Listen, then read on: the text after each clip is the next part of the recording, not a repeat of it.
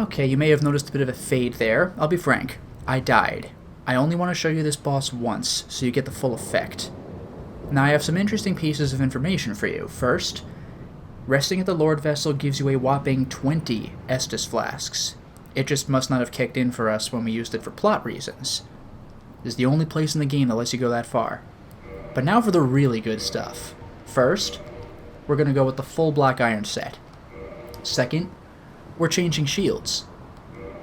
I was going to go with the Dragon's Crest shield, but I actually got a better drop. The Black Knight shield. 95 fire resistance, actually better than what the Great Shields has to offer. Shield of the Black Knights that wander Lordran. A flowing canal is chiseled deeply into its face. Long ago, the Black Knights faced the Chaos Demons and were charred black, but their shields became highly resistant to fire. I love that implication. They were all Silver Knights, but these guys were charred black from their fighting. Finally, the Fire Broadsword. Fire is Lord Gwyn's greatest strength, but, ironically, it's also a weakness.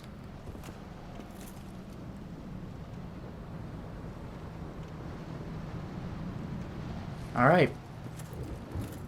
Let's beat the game.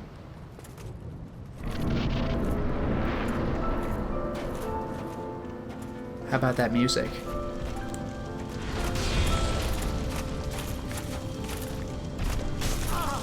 That's not good. He's quite strong.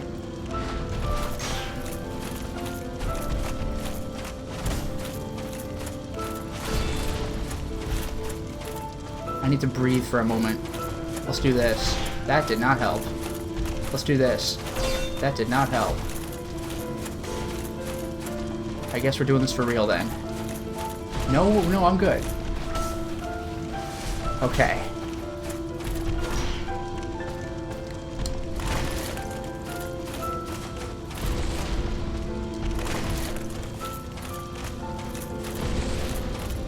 There's a certain something I'm looking for. That's right. Gwyn, Lord of Cinder, can be parried.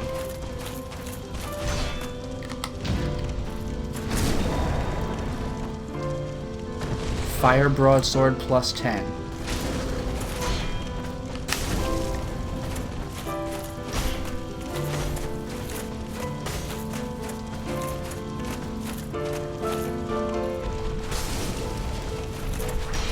That thing's got some reach, huh?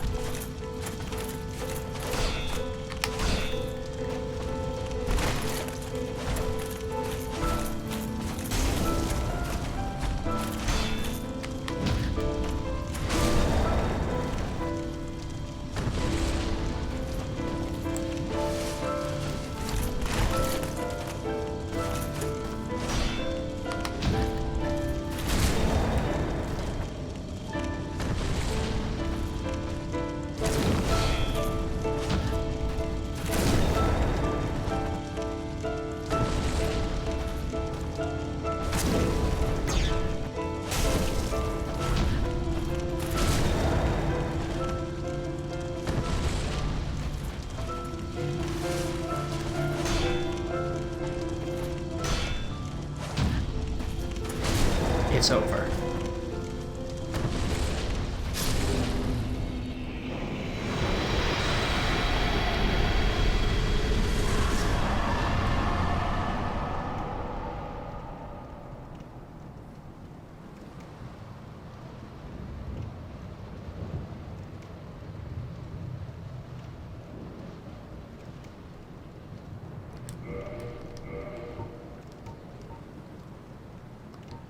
Soul of Gwyn, Lord of Sunlight, and Cinder, who linked the first flame. Lord Gwyn bequeathed most of his power to the gods, and burned as cinder for the first flame, but even so, Lord Gwyn's soul is a powerful thing indeed. It is at this point that I have a choice. I can go to the bonfire and light it, reactivating the first flame, and bringing in a new age of light, or I can leave the way I came, ushering in an age of darkness. I'm gonna be nice.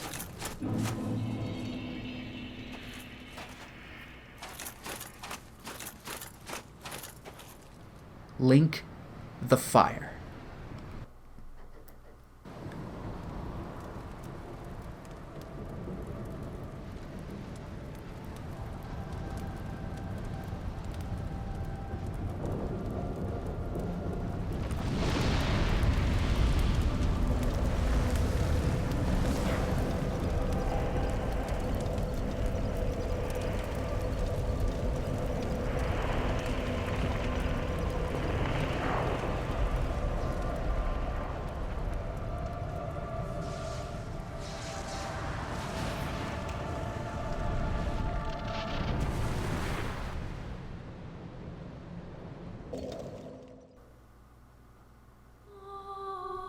That's it.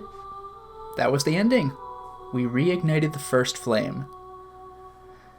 This is the ultimate case of it's not about the destination, it's about the journey, am I right? There is a more involved ending if you want the dark path, but it's just satisfying to light the fire.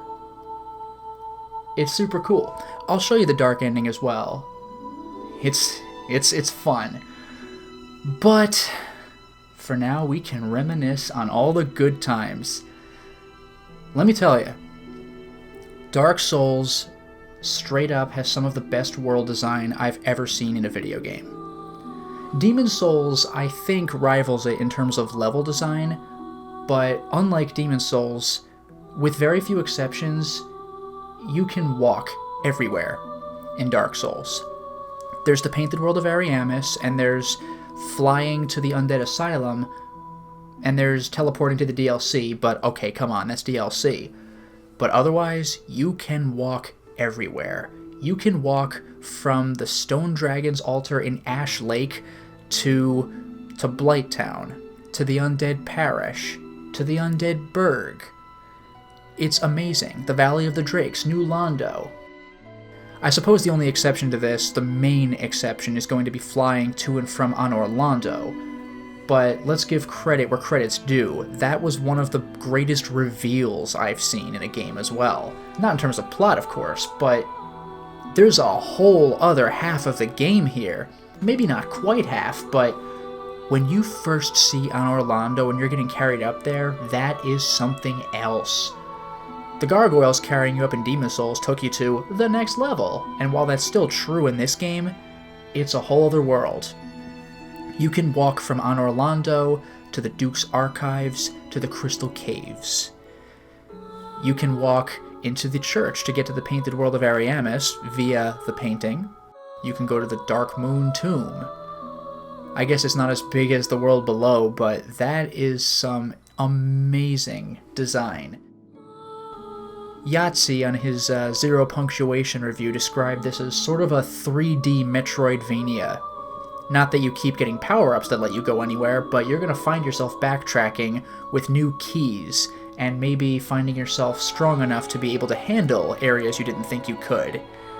You could beat this entire game at level 1, but realistically, you should go to this area first and level up there, so you can go to that area next. The catacombs can be done immediately, but it's so much better after you've played most of the game. Also, I have to give a shout out to this game's bosses. Demon's Souls bosses were really cool and I love their design, but they were extremely exploitable. Bow and arrow just breaks the game. There are very few bosses that you actually have to fight properly. One of the bosses you could even kill its first half before entering the fog gate. It's that crazy. Not only that, but most of Demon's Souls bosses are just demons. There are some with actual lore, like the Dirty Colossus or the Old Hero, but in Dark Souls, fewer of them don't have lore than do. And the ones that don't explicitly have lore, like the Gaping Dragon, it's still a dragon, and you know what went down before the game began. They're the last of a dying breed. It's very well done how that's handled. A lot of these creatures, even if you don't know who they are, you know what they do. the DLC Sanctuary Guardian. Who's that? I don't know, but it was guarding the Sanctuary to try to prevent more corruption before we came in. It turned out we stopped the corruption from spreading, but how was it supposed to know that? We just show up and start fighting it. What do you want? Even within the DLC, there were places to go. It was more linear than regular Dark Souls, but there were still several worlds connected. It was marvelous. There are, of course, Dark Souls 2 and 3 and Bloodborne, and they have amazing level design as well. I would love to see how they compare to this game's. And now we've looped. You know, one thing I do find strange, I must admit. Yes, indeed. Yeah. One thing I do find strange, I must admit, is that in Demon Souls credits, it took you through all the bosses. In this game's, it was just a black screen. However, we've beaten the game. At this point, all there is to do is show you some interesting extras. Let's go. I was level 87 when I beat that game, but I put just a little more time into my other file. The reason I say the Darkroot Garden is that that's where well, I'll show you.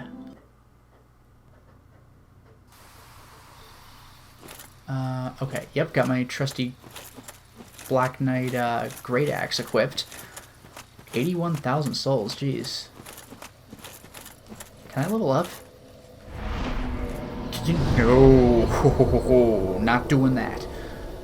But what I can do is take a look at the really cool stuff we have. So, rings, Tiny Being, Havel, Steel Protection, Stone Plate for Spell, Flame and Thunder. Speckled we didn't get, that would have been from Siegmeyer. Protects against all three, a little bit though. Blood Bite, Poison Bite, Curse Bite. The Tearstone rings. Attack goes up when your HP is low. Defense goes up when your HP is low. Sacrifice, Rare, Bellowing, Slumbering, Dragon Crest, Dusk Crown. Oh, wait. No, we got that one, right? More sorceries, but less HP. Granted to Princess Duskavula Seal upon her birth. White Seance, Dark Moon Seance. Yeah, additional magic slots. Ring of the Firstborn. The Covenant ring we did not get for Gwendolyn. All too aware of his repulsive, frail appearance, Gwendolyn created the illusion of a sister Guinevere, who helps him guard over on Orlando. An unmasking of these deities would be tantamount to blasphemy. You got that right. Sun Princess. Leo, Wolf, Hawk, and Hornet are each of the 4 devas. Yeah, Ciaran. The dagger laid waste to lose enemies. Yeah, boost critical attacks. The one that was for Go boosts your bow range, which is pretty great. Wolf Ring belonged to Artorias. Unbendable Will. And the Leo... that was for Poise, I believe. And the Leo one... yeah, strengthens counters with Pierce weapons. That actually would have been a pretty cool thing to equip for Gwyn, come to think of it. East Woodgrain slows the durability of weapon. So, useful to bearers of delicate swords from the east. You know, the katanas, which have low durability. Kovich's Serpent Staff. Ring of Fog is great.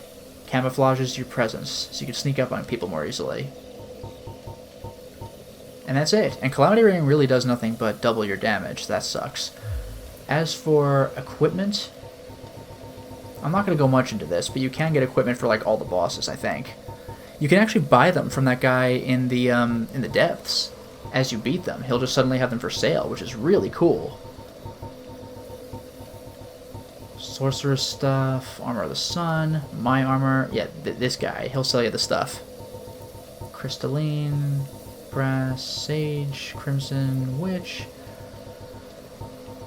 Chester stuff, Maiden stuff, Eastern stuff, Shadow. Oh yeah, I used Shadow a lot in my regular playthrough when I was trying to wear light stuff. Does not offer resistance to bleeding and poison, and it sacrifices defense, but you have greater mobility. That was when I was really concerned about my endurance, when I was trying to upgrade all my stats instead of just strength of endurance. I had an easier time in this playthrough. Wait a minute. Hollow Thief stuff? Just worn by Hollow Thieves. Silver Knight, Black Knight, Giant, Channeler, Painting Guardians. Oh, the golem stuff. Yeah, body of the Iron Golem, guardian of the ancient Sen's fortress, slayer of heroes who ventured forth on Orlando. Without its core, it's a mere hunk of iron. It can be equipped with solid protective gear, but it's really heavy. Smoke stuff. It offers high defense to be worn by humans, but not without great difficulty. Ornstein stuff. He's believed to be the captain of the Four Knights. His golden lion helm is imbued with the power of lightning and should provide good protection against it. Yeah. Artorias. The death of the armor's owner can be surmised from the corrosive dark of the abyss, and the tattered azure blue cape once a symbol of pride and glory. Ghost stuff. Received as a decoration of knightly honor. A helm crafted especially for the honorable Hawkeye Goch, only the eye holes were packed with tree resin by those who dismissed Goh as a brutish giant. Porcelain? It's common to the Lord oh, this is for Ciaran stuff. Ciaran was determined to earn the soft porcelain mask as a unique decoration of honor. It's lined with ivory locks of hair. A robe common to all the Lord's blades. These deadly women shift nimbly between layers of darkness, etching streaks of gold into the night air and planting visions of terror to the minds of their targets. Ah. Gwendolyn stuff. Imbued with dark moon power that enhances all magic. The image of the sun manifests Gwendolyn's deep adoration of the sun. And here we go. The power of the moon was strong in Gwendolyn, and thus he was raised as a daughter. His magic garb is so thin and hardly provides physical defense, so that's why he wore clothing that looked like that. Crown of the Great Lord. Gwyn, bearer of the ultimate soul, divided his power among his great clan before linking the flame, but he did keep his crown, perhaps to preserve a symbol of the monarch, for his actual power had fully subsided. And then he became the bearer of the ultimate soul, divided that power among his clan before linking the flame. When he departed, he left only with his great sword, his garb, and the crown, bereft of power. Dark stuff. The Dark Wraith stuff. Oh god, some say the skeletal mask is partly fused with the flesh of his face. Yuck. And their armor transformed. Thorn armor. We saw this stuff. Paladin? Oh, for the Way of White. Yeah, Leroy set out for Lordran Land of Gods in the first undead mission of the Way of White. If Leroy went first, would that be like a Leroy Jenkins reference? Because that's a little subtle. Stone stuff, Havel stuff, Xanthus. Bloated Sorcerer Head.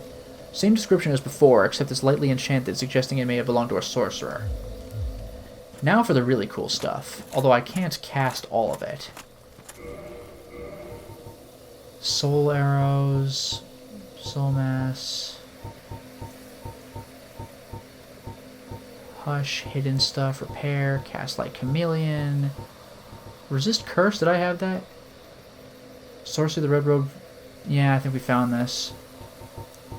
Pursuers? Sorcery, oh, Make It from Manus. Grant a fleeting will to the dark of humanity and volley the result. The will feels envy or perhaps love, and despite the inevitably trite and tragic ending, the will sees no alternative and is driven madly towards the target. Requires intelligence of 32. Mine is not good enough, I'm 21. Chaos Storm? Yeah, no, we did see that. Okay. Fire Surge?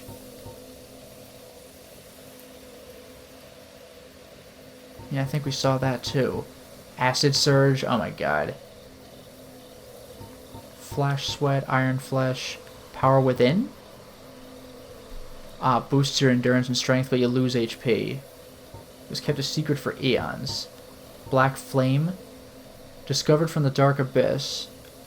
From the dark of the abyss by a pyromancer. Oh, we've seen that one. Heal, Great Elixir of Great Heal. Soothing Sunlight. Oh, we found this. Replenishment. Good for clerics. Bountiful Sunlight. Force, Wrath of the Gods. Shockwave. Emit Force, Magic Barrier, Great Magic Barrier, Homeward, Seek Guidance. Karmic Justice. For each sin there is a punishment, and it is the task of Velka to define the sin and mete out the punishment. Vow of Silence, I think we saw that one. Yeah. Tranquil Walk of Peace. Lightning Spear.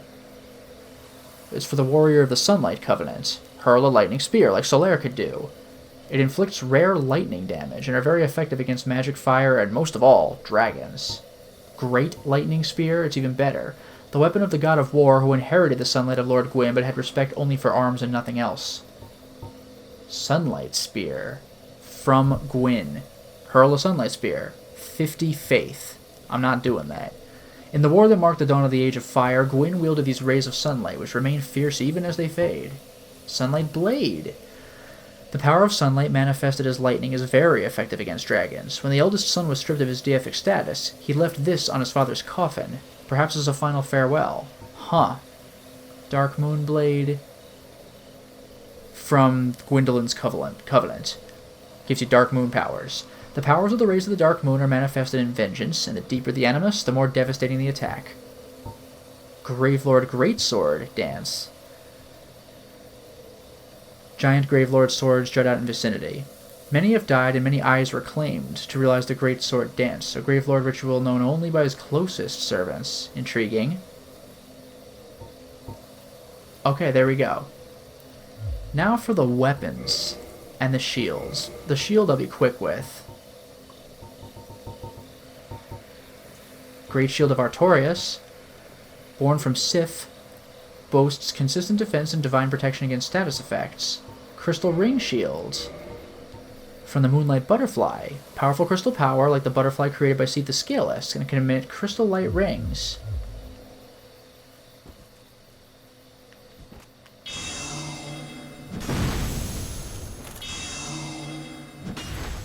That's pretty cool.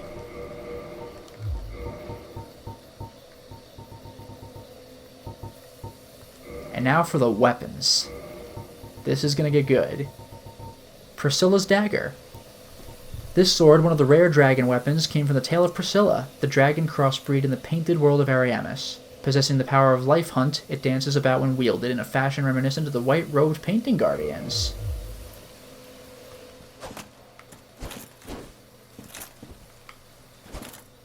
Not bad.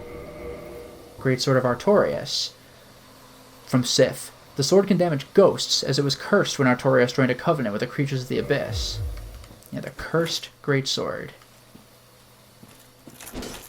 Jeez, don't mess with that.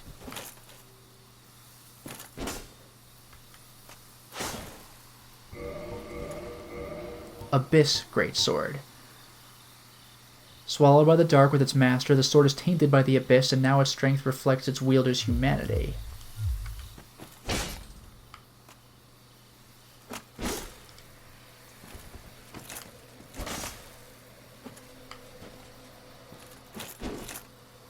That's pretty rad.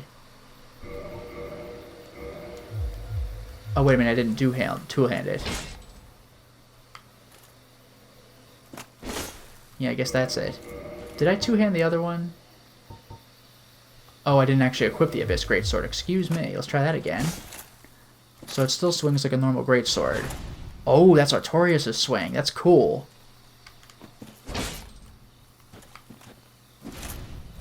Oh, that's awesome. That's the thing he does in the boss fight. That's great. Great Lord Greatsword from Gwyn. As bearer of the ultimate soul, Gwyn wielded the bolts of the sun, but before linking the fire, divided that power amongst his children, set off with only this greatsword as his companion.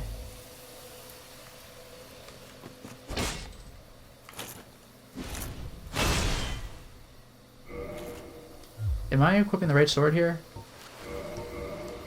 No, of course not. I keep doing that. Oh man, careful with this guy. That's vicious. Dark Sword. From the Four Kings. Its blade is wide and thick and is wielded in an unusual manner. When the kings were seduced by evil, their knights became dark wraiths, servants of the dark who wielded these dark swords. Cool looking sword.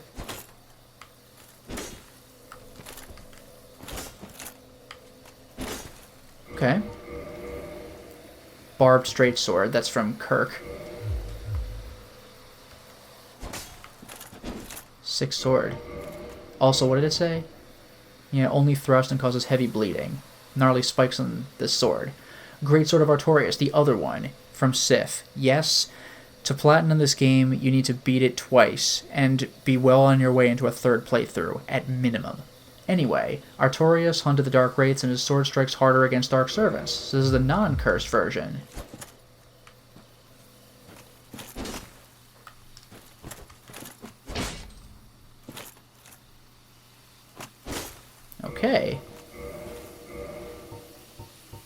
Moonlight Greatsword. One of the rare dragon weapons came from the tale of Seath the Scaleless, the pale white dragon who betrayed his own. Seath is the grandfather of sorcery, and this sword is imbued with his magic, which shall be unleashed as a wave of moonlight. I need 28 intelligence to properly wield this thing, and it scales at A with intelligence. If you're a mage, this is the sword for you. I can't even wield it properly. But look at that. Bam.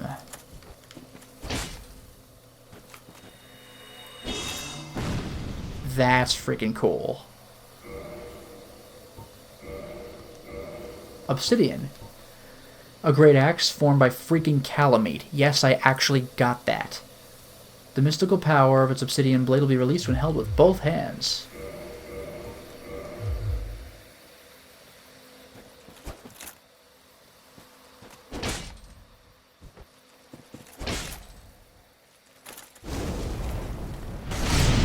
Oh my god.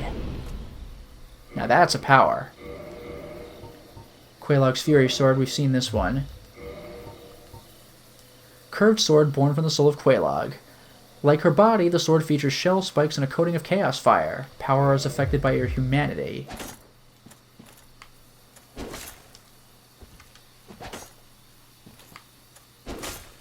Okay.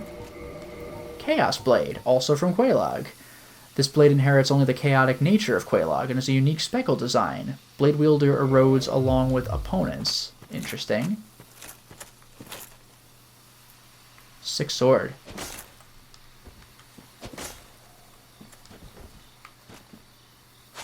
Ooh. That's cool. The Dragon King Great Axe, we've seen this one. From the Gaping Dragon. Mystical power can be released when held with both hands. That is some axe. Time to axe a question. Oh my god.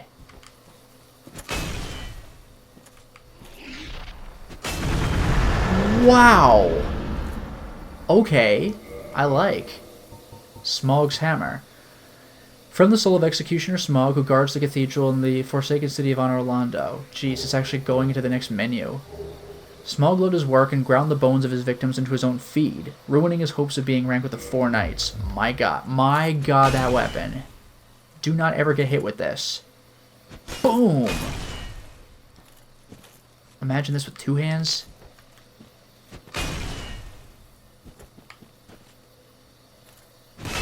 Ugh. That is a murderous weapon. Dragon Tooth. Resistance to magic and flame, and this thing's unbreakable. This is Havel's weapon. I believe we've seen this before, but I don't think I was able to properly wield it.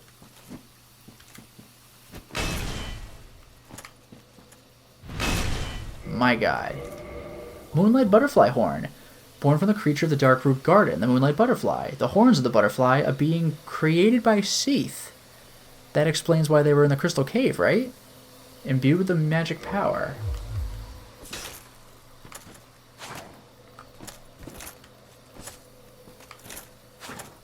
Okay. Dragon Slayer Spear from Ornstein. Inflicts lightning damage, effective against dragons. Two-handed thrust relies on cross... What? And buries spear deep within a dragon's hide. It sends human foes flying. Oh, the cross of the spear? That is a sick spear, by the way.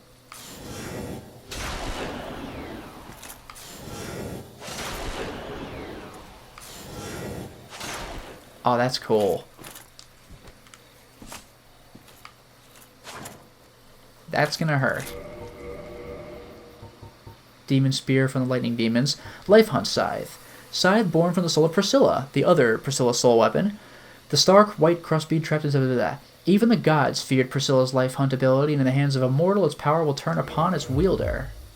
Ooh, look at that.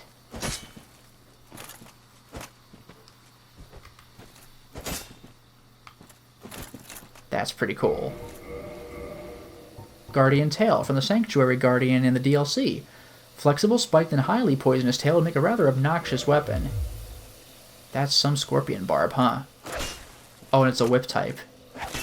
My god. Do not get hit with this. Ugh. Dragon Bone Fist from the Iron Golem. The gods fused the power of the soul with the great bones of the dragons, forming an appropriate core for the giant golem. Well, I can't two-hand this, but... sure you can! Dark Moon Bow from Gwendolyn. This golden bow is imbued with powerful magic and is most impressive with moonlight arrows.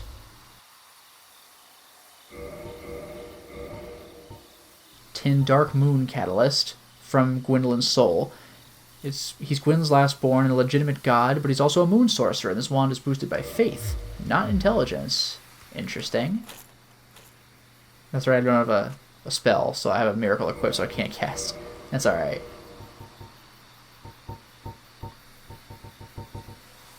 Okay. I guess the only thing left...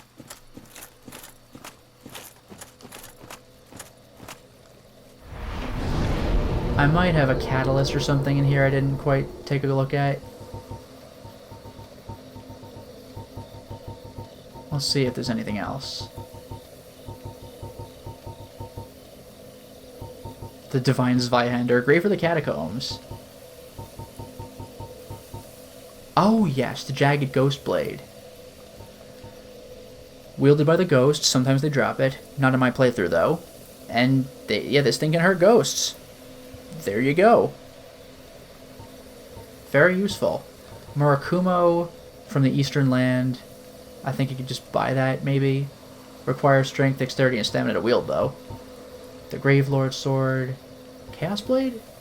Right. We already had that. Uchigatana. Demon Great Axe. Demon's Hammer. Grant's Dragon Tooth. Oh, yeah, the Channeler's Trident that those sorcerers wielded. They collect human specimens, thrusted in circular motions in a unique martial arts dance that stirs nearby allies into a bloodthirsty frenzy. We'll take a look. Ah, the Titanite Demon's Weapon. One of the enchanted weapons, perhaps from residual power of the Titanite slab, known for its leaping attack which comes smashing down on foes from above.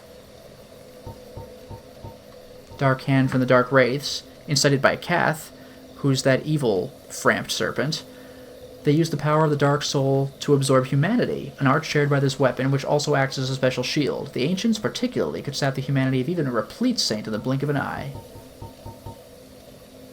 Dark Moon Bow? Oh, yeah. Black Bow of Faris. Longer range than standard bows, but more difficult to use. I wonder if that's like a nod to the white bow in the first game. Oh yeah, Go's Great Bow. I guess I'll equip it to see what it looks like. Evelyn? Did we see that one? A repeating crossbow. Is that a Berserk reference? Because that's a bit subtle. Cherished by the weapon craftsman Adis, its elaborate design makes it closer to a work of art than a weapon. Intricate mechanism makes heavy damage possible through triple shot firing of bolts, but in fact, each bolt inflicts less damage. Beatrice's Catalyst. Shows signs of being used for age-old sorceries. Has passed the hands of many generations to get here. Logan's Catalyst. Strengthened over time due to his use. Powerful when used by one of superior intelligence. Freaking S-rank intelligence scaling. You need 24 intelligence to wield it at all. Ah, Manus Catalyst. Born from the soul of Manus. A rough, old wooden catalyst large enough to be used as a strike weapon. Similar to the tin crystallization catalyst, it boosts the strength of sorceries, but limits the number of castings.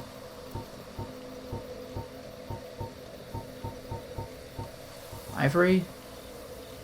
We've seen that one. Dark Moon. For the Covenant of Gwendolyn. Demands dutiful faith from its owner, but has high miracle adjustment. Okay.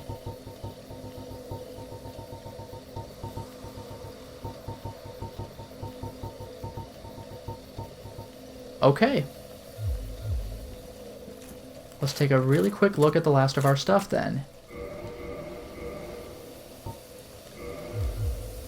Yep, that's what he wielded, alright. Wow. It's a proper weapon. 190?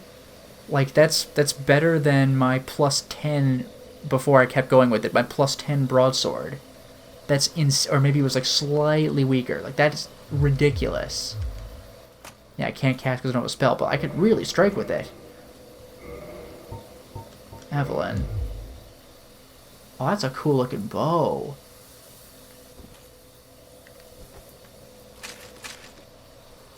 That's freaking cool. Oh yeah, Dragon Slayer Great Bow. Ghost Great Bow. Wow.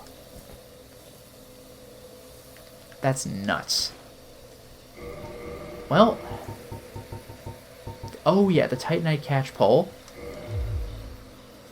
A bit smaller in my hands, but, you know, it's the way it is. There's that jump attack.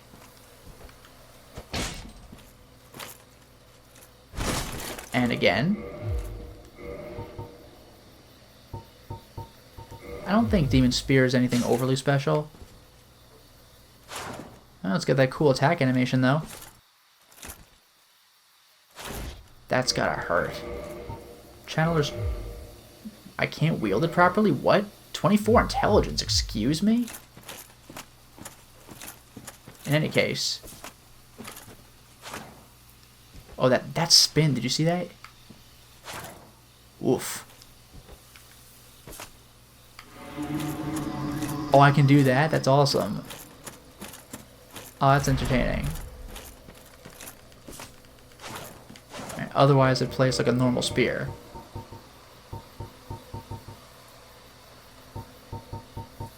Okay. I think that does it. And let me tell you, it was not easy getting to this point. But I did it. It happened. The last thing I got was the stone shield from the Stone Knights in Darkroot. But it was worth it. And so is this entire game. This game is freaking amazing. It was well worth a replay. Well, we have done it. We have beaten Dark Souls. And this game is just brilliant. There's a reason people keep talking about it even today. And now you may see why I say that this is one of my favorite examples of level and world design in a game I've ever played. Everything just seems to connect. You can see the tall trees from Ash Lake when you go through the Tomb of the Giants out to that cliff area and around into Nito's domain, for example. And you never even have to experience Ash Lake. There are other things like you can see the Undead Parish all the way from, I think, Sen's Fortress.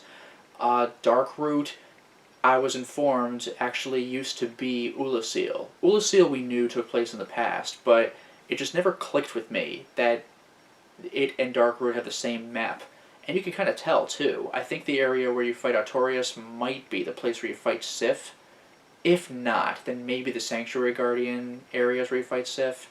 It's one of those two, but you could kind of tell based on the map layout and where the bridge goes at the end. Also, a lot of the buildings in the forest, the Royal Wood, are broken down now in the Darkroot Forest, or Garden, I guess it is. And even the Royal Wood and Darkroot area, you have the Scarecrow creatures and the giant Stone Knights versus the creepy tree creatures and the moss-covered Stone Knights. It's really great touches. Not to mention that Andre, the blacksmith, gives you the Crest of Artorias, which you only kind of might recognize the name at the beginning of the game, but oh, now you know what it means. Now that we've fought the real guy who is not the legend who beat the Abyss, we are. Artorias was conquered by it, which is a genuine shame. This game is just wonderful. Now, I did say... Oh, you know what? No, I did miss something. There was something I missed. At the very last installment, I said that the Lord Vessel was the place where you can get 20 Estus Flasks, and you can't do that anywhere else. Well, I was informed that you apparently can do that anywhere. I picked up the Rite of Kindling, and it said that you can further kindle bonfires. So I figured, okay, well, I could do 10, now it's 15. But apparently you could just keep going, up to 20. And I just never knew that. How embarrassing. Maybe I'll try showing that off later. Because when I say show off later, there were definitely things that I missed, because I had no choice. I said at the end of the playthrough that I'll showcase the other ending, for example. And I do want to do that. I'll do that in an extras video. As far as I'm concerned now, the actual playthrough is over. But I do plan on making a video where I show the other ending. I'll just give a quick look at 20 Estus flasks from a regular bonfire. I'll try getting the better ending of Solaire's quest. I'll try finishing Rhea's quest, because we just left her in the Undead Parish, because I sequence broke her quest. I'll try fighting Giant Orangestein instead of Giant Smog. I'll try doing the DLC before fighting Sif. That kind of stuff. I'll see what I can do. It'll be a good time. I loved playing this game again, and I look forward to playing it yet again. This has been just a blast. I hope you enjoyed watching this as much as I enjoyed playing it. And also, special thanks go to TK Sensei and Elena, Fakafan, and MeGamer for their amazing title cards. Thank you once again, and one more time, thank you all so much for watching. I freaking love Dark Souls, and I cannot wait to look into the sequels and the Bloodborne game as well. Until next time, everyone. Thank you.